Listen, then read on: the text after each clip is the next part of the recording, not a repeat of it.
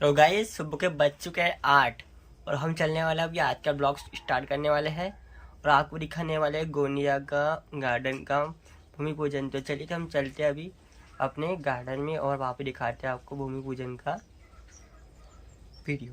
तो चलिए तो हम ब्लॉग में बने रहें। कि यहाँ इस मंच से देंगे जो आर्किटेक्ट है इस गार्डन के, वो प्लानिंग आपको यहाँ समझाएंगे। नमस्ते। मुझे बहुत खुशी है कि मैं इसी शहर में पली बड़ी हूँ और बचपन से इसे देखा है और मुझे जिम्मेदारी मिली है कि मैं इसे रिजुवनेट कर पाऊँ। मैंने शुरुआत में कई दिनों तक गार्डन का विज़िट किया था, जो इतने साल से आप सभी इतने वर्षों से जुड़े हुए हैं, एक्टिवली रोज़ इसे यूज़ करते हैं। ओपिनियन सभी के लिए थे और कोशिश की है कि कम से कम छेड़ाछाड़ी करते हुए, क्योंकि यहाँ पे ये ऐसी नहीं है कि फ्लैट साइट है, नई लैंड है जिसमें कुछ नहीं है। यहाँ इतने सालों से इतने घने पेड़ पौधे सभी है और उसे कैसे ध्यान में रखते हुए मिनिमम चेंजेस के साथ आपकी ज़रूरतें पूरी कर पाए, वो कोशिश की है। सबसे पहले तो जैसे शहर हमें पता है कि आगे फ्यूचर अगर हम कुछ एमिनिटीज़ अपलिफ्ट कर रहे हैं तो लोगों का आना भी बढ़ेगा, तो उस हिसाब से पार्किंग फैसिलिटी ज़रूरी है ताकि जो शहर के अंदर से जो रोड जा रही है वहाँ पे अव्यवस्था ना हो। तो कोशिश की है कि जो सामने का पोर्शन है आपका प्रॉपर रोड से ही पार्किंग हो जाए। साउथ में अभी के लिए, क्योंकि बहुत सारी हमारे जो वेंडर्स हैं जो ऑलरेडी टपरी और इधर लगती है, उनका भी सबका ध्यान रखते हुए साउथ में अभी के लिए हाल फिलहाल में ऐसा कोई प्रोविज़न नहीं किया है, लेकिन यहाँ पर प्रॉपर 2 व्हीलर और 4 व्हीलर पार्किंग की जितनी व्यवस्था हो सकती थी उतनी की है, कोशिश की है। जो हमारा प्राइमरी एक्सेस है उसे भी लगभग वही मेंटेन किया गया है, सिर्फ जो बीच बीच में पेड़ आते हैं उसको भी रखते हुए चौड़ा किया गया, क्योंकि बहुत सारे लोगों की ज़रूरत थी कि वॉकवे जो जॉगिंग ट्रैक है हमारा थोड़ा चौड़ा होना चाहिए। तो लेकिन जो भी बीच बीच में जो ट्री आएंगे कोशिश की है कि उसे भी वही रखा जाए। सेकेंड जो है हमारा, ये है हमारा सेंट्रल लॉन एरिया, तो वहाँ पे भी जो ये अशोक के पेड़ की रिंग है उसे कोशिश की है कि वहीं से वहीं रखी जाए, लेकिन जो सेंट्रल फाउंटेन है उसको सिर्फ सरका के साइड कर दिया गया ताकि वो अभी जैसे होता है वो हम जैसे इस साइड से आते हैं तो हमें ढूंढना पड़ता है कि वो सेंट्रल एरिया कहाँ पर है, वो छुप जाता है अपने आप में। तो कोशिश की है कि उसे हम बाहर लेकर आए और उसके आसपास भी लोग बैठ सके। और जो सेंट्रल लॉन है, जैसे छोटी फैमिली पिकनिकिंग होती है कि पेरेंट्स आते हैं अपने बच्चों के साथ, छोड़ दिया, नीचे बैठ रहे हैं लॉन में पिकनिक कर रहे हैं या यहाँ पे भी बैठ के इसका आनंद ले सक रहे हैं, तो उस हिसाब से ये वाला सेंट्रल लॉन भी डेवलप किया गया है।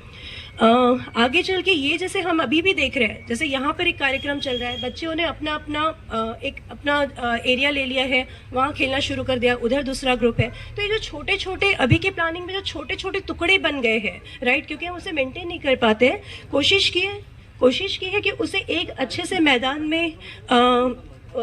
की तरीके से बना दिया जाए।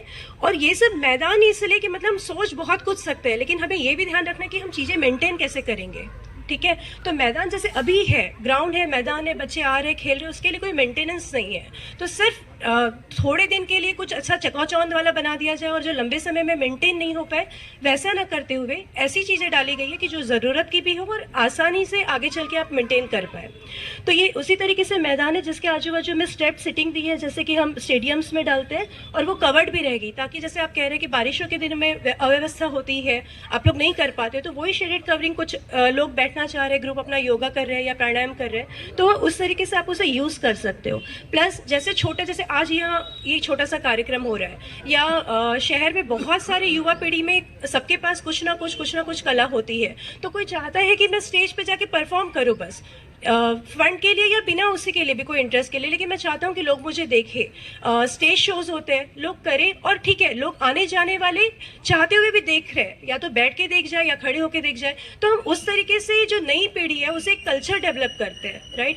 किसी के पास कुछ हो, अपना टैलेंट हो, तो वो आके परफॉर्म कर सकता है। तो उस तरीके से भी ये मल्टीपर्पज़ यूज़ के लिए ये ग्राउंड है। चाहे तो आप कभी छोटे मोटे मैच भी अरेंज करवा सकते हैं जब आप मॉर्निंग और इवनिंग आवर्स के समय, जो सीनियर सिटीजन का समय नहीं है, उसके अलावा आप ये उसके लिए भी यूज कर सकते हैं। तो इसे जो है वो मल्टी फंक्शनल स्पेस मैदान की तरह देखा गया है, एक मैदान जिसके आप हर समय के हिसाब से अलग अलग यूज कर सकते हैं। दूसरा ये हमारा शिव टेम्पल है। शिव टेम्पल के सामने एक छोटा सा जैसे हम गांव में देखते थे कि एक चबूतरा चौराहा होता है मंदिर के आजू बाजू, सीनियर सिटीजन्स चाहे तो यहाँ से आराम से आके बैठ सकते हैं। इसी के आसपास भी वो जगह दी हुई है कि मान लो महाशिवरात्रि हो या छोटा मोटा फेस्टिवल हो, उस दौरान आप कभी इकट्ठा होना चाहे या बैठना चाहे तो सीनियर सिटीजन्स बैठ सकते हैं। दिमाग में वो भी था कि जैसे आजकल की पीढ़ी को मतलब मोबाइल और ये सबसे इतना ज़्यादा लगाव हो गया, तो उनको उससे बाहर कैसे निकाला जाए। तो ये मल्टीपर्पज़ स्पेस थी। जैसे कोई है, अगर एक आर्टिस्ट है, उसे कुछ लगाना हो अपना, तो वो स्टॉल लगा सकता है। लोग वॉक करते हुए ना भी चाहे तो बस इधर से ना जाते हुए इधर से देखते हुए चले जाए, तो आप नई चीजें सीखते हो, देखते हो। या आप शारदा वाचनालय की जैसे मोबाइल वैन है, उन्हें आमंत्रित कर दीजिए कि आप रोज आधा घंटा आ जाया करिए। कुछ लोग बुक्स ले रहे हैं, यहीं बैठ के पढ़ रहे हैं। तो मतलब स्पेस उस तरीके से डिजाइन की गई है कि आप आने वाली पीढ़ियों को नए संस्कार और अच्छी आदतें दे सके, उस हिसाब से। यहाँ पे जो है आपका यही वाला लगभग ये जो बड़े पेड़ दिख रहे हैं, ये पेड़ है 3 बड़े, और उसी के अराउंड आपकी जिमिंग मशीन्स है जो यहाँ पे चल रही है। तो लगभग कोशिश कर दी है कि प्रारूप वही रहे, मतलब लोग आ रहे जा रहे जो एक्सरसाइज कर रहे, उन्हें भी ऐसा नहीं लगे कि कोने में बैठ के एक्सरसाइज करनी पड़ रही हो। उस जब कर रहे हैं अपना काम, फिर भी वो एक बड़े हिस्से का एक पार्ट हो, वो एक्सपीरियंस कर पाए। तो इसी को ध्यान में रखते हुए ये काम किया गया हुआ है। जैसे आपने कहा था कि बुजुर्गों के लिए तो सेवा दी गई है, सीनियर सिटीजन जो आप लोग इतने सालों से आ रहे हैं, लेकिन ये बहुत बड़ी समस्या है कि जब हम कभी फैमिली बच्चों को लेकर आती है, उनके लिए कुछ भी नहीं है गार्डन में। और एक्चुअली गोंदिया शहर में ये बहुत ज़्यादा इस चीज़ की कमी है कि अगर हम बच्चों को लेके जाए तो सिर्फ खाने पीने, फूड स्टॉल, ईटरीज के अलावा हमारे पास बहुत कम विकल्प है, और ये हर जगह होना चाहिए, ये मेरी बहुत इच्छा है। तो उसी को ध्यान रखते हुए यहाँ पे ये वाला जो एरिया है जो अभी के लिए खाली पड़ा हुआ है, चिल्ड्रंस प्ले एरिया प्रॉपर सैंडपिट के साथ दिया गया हुआ है। और यहाँ पे जो बहुत बड़े बड़े हैं, तो थोड़े बड़े बच्चों के लिए जैसे जिपलाइन होती है या ट्री से ट्री चढ़ना है, इस तरीके के जो थोड़े बड़े एज के बच्चे हैं जिनके लिए हम एडवेंचर प्ले कहते हैं, उस हिसाब से यहाँ पे प्रोविजन किया गया हुआ है। ये छोटे छोटे हर्ब गार्डन्स है, तुलसी हो गया, एलोवेरा हो गया, भुई नीम हो गई। मतलब आजकल लोग एक्टिव हो गए, जागरूक हो गए हैं कि जब भी आते हैं, और हम बड़े शहरों में भी दूसरे जगह पे भी देखते हैं कि बाहर स्टॉल्स लगे होते हैं जहाँ आपको विविध प्रकार के जूसेस देते हैं जो आपके हेल्थ और इसके लिए जरूरी हो। तो कोशिश की गई है कि मतलब यहाँ पे भी आप उसे प्रॉपर उसे स्थान दें अपने जगह पर। फिर हमारा ये हुतात्मा सेंटर आता है जो अभी भी है, और जैसे वहाँ पर होता है कि फ्लैग होस्टिंग, जो भी हमारे राष्ट्रीय त्यौहार है, इंडिपेंडेंस डे है, गणतंत्र दिवस है, उसमें फ्लैग होस्टिंग की जाती है। तो उसी को ध्यान में रखते हुए एक असेंबल, ऐसे छोटी सी गैदरिंग असेंबल करने के लिए ये प्रॉपर एक लॉन जनरेट किया गया है। उसी के अलावा पाथवे और कुछ बैठने की भी सिटिंग स्पेसेस होगी उसके अलावा। साथ में यहाँ पर जो ऑलरेडी हमारी एडमिनिस्ट्रेटिव बिल्डिंग है, तो कोशिश करेंगे कि अगर इस बार फंड में अगर वो भी हो पाए या सेकेंड फेज में हम उसका डेवलपमेंट लेंगे। टॉयलेट एमिनिटीज जो कि बहुत ज़रूरी है जो भी यूजर्स आते हैं उनके लिए, तो प्रॉपर मेल और फीमेल के लिए प्रॉपर अलग करके व्यवस्था की गई है, टॉयलेट ब्लॉक्स प्रोवाइड किए गए हैं। जैसे बहुत सारे लोगों का सुझाव था कि मतलब एक शेडेड चाहिए स्ट्रक्चर उन्हें, जहाँ पे वो बारिश के दौरान या बाकी समय में योग कर पाए।